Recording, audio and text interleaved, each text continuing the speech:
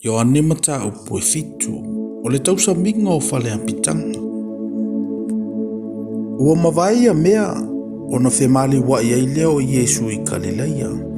Awa ele i fina ngalo ia whemali wa i utaia. Awa ua mana na o tangata i utaia e fie fasioti ia ante ia. Ua lata le tausaminga o i utaia. O le tausaminga o fale apitanga. O le mele ua whaima iai o na uso ia ante ia. Ia e tu uale nei mea. Ma e aluane i utaia. Ina ia vava ia tu fo ia uso o iau ngā luenga i te whaia.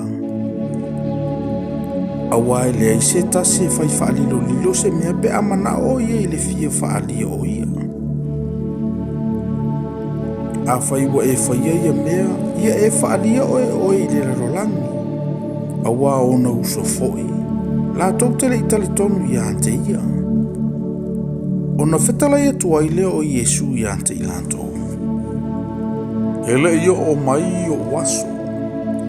A waso umalawa e tatau mo outou. Ele mawhaile la lolangi o na ino i ante outou. Ai ino mai i ante au. Awa o te moli mau i ai o leanga na amio. O ai ia outou i lea tausaminga. O te lea lua e nei i lea tausaminga. Awa ele i o mai o po. Ua ia whetala i antu ia mea i ante i lantou. A ua nofo pea o ia i Galileia. Ua ae o na uso. O na maliwa ele o ia i le tausaminga. Ele i whaali. Ai peisea i ua whaalilo lilo. O na tausa ilia i leo i utaia i ante ia i le tausaminga. Ua whapeane. O i fea o iai o ia. Ua telefo ile femusu wa i o le moto tangata i ante ia.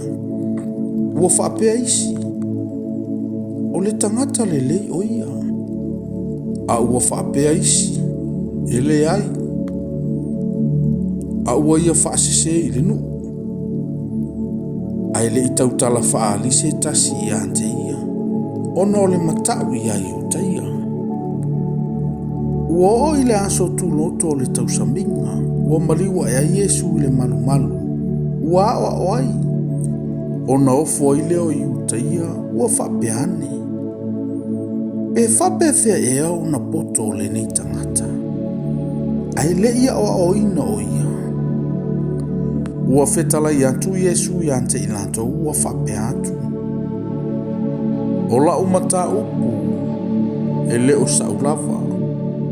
A o lana na awina mai au. Ai se tasi e fia whailo na fina ngalo. E iloa ai e ia le mata upu. Be mai le atua. Be o te tautala fua lava. O le tautala fua i ante ia. Ua sa ile ia lo na lava vi inga. A o le sa ili ia vi ia le na awina o ia. E wha maoni lea. E le ai fo isa na mi o le tonu. E le tu ina atu e mo sele tu la fono i ante outou. Ai le ai se tasi outou e ana i le tu la fono. Pe se ale mea tou te fia fasioti ai i ante au. O na tali mai leo le motu o tangata ua whapea mai. O i ante oe le te moni. O i e fia fasioti i ante oe. Ua tali antu Iesu i ante i lanto ua whape atu. Ua au whaia le ngā luenga e tasi. Na utou ofo ai umalawa.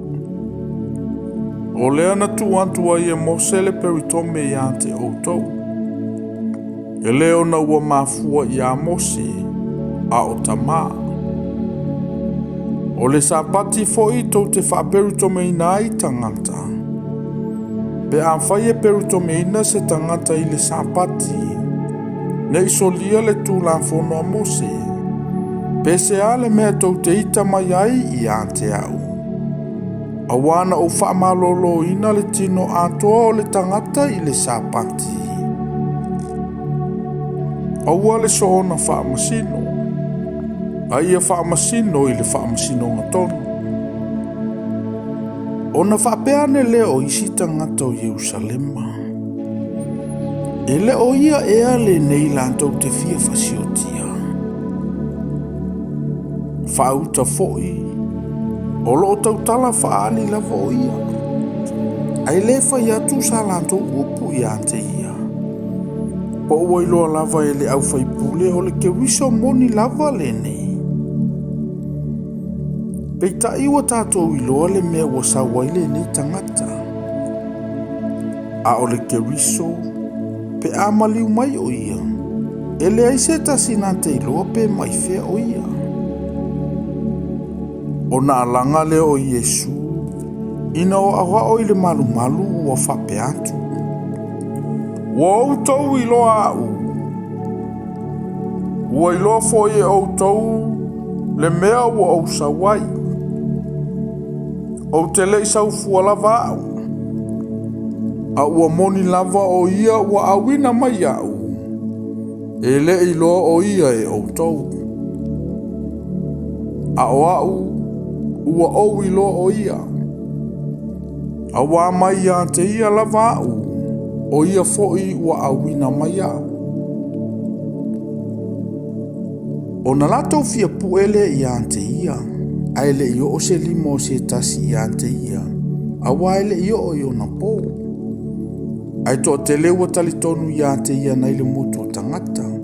Na lato whapeane. Pe amaliu mai le ke wiso. E tele ea whailonga e whaia ia i whailonga ua whaia e le nei tangata. Ua whaalongo le au wharoseio i le whimusu wai o le motu tangata i ante ia mea. Ona awina le au wharoseio ma le au osi taulanga silio au na e pue i ante ia. Ona whaapea antu leo Yesu i ante i lantou. Toi titi na yaso o te iai i ante o tau. Ilo walu atu ai i ante ia ua awina mai a. E sa ili o tau i ante au. Ai le ilo au. O le mea foi o te iai au. Tau te le mawhai o na o iai.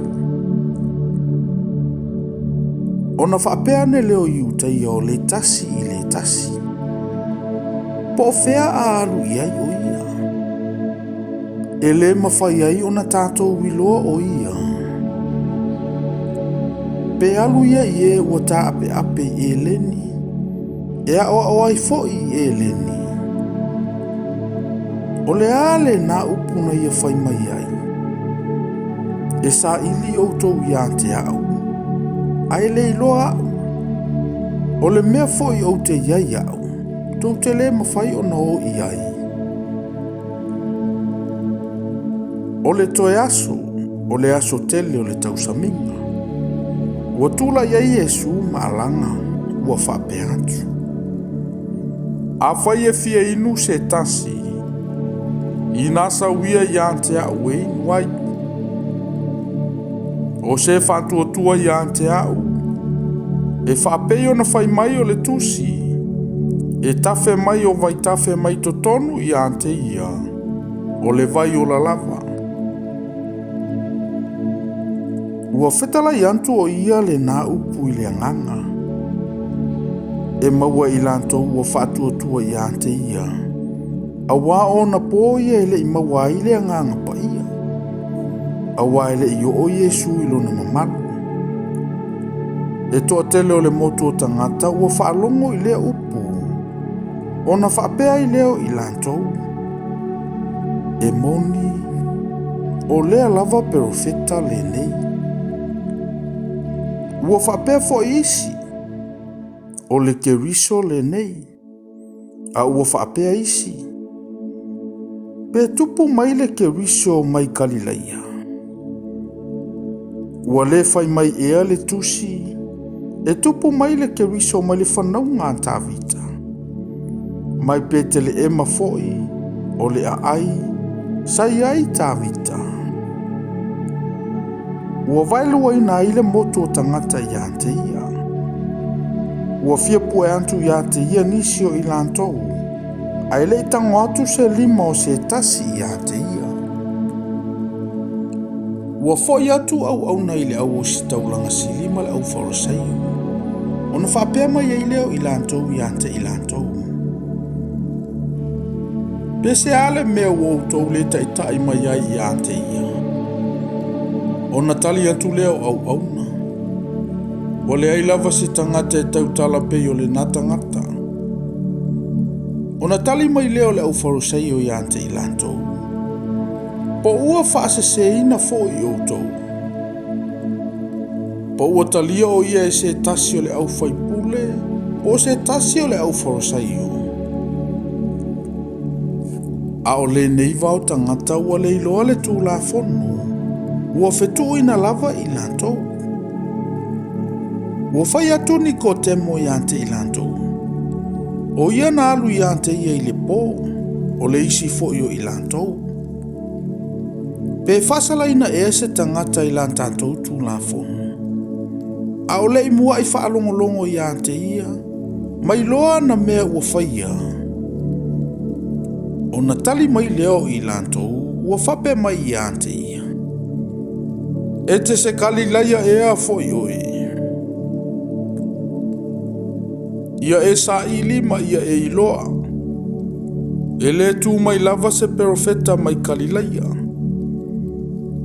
O na taitasi lea malu i lona fale.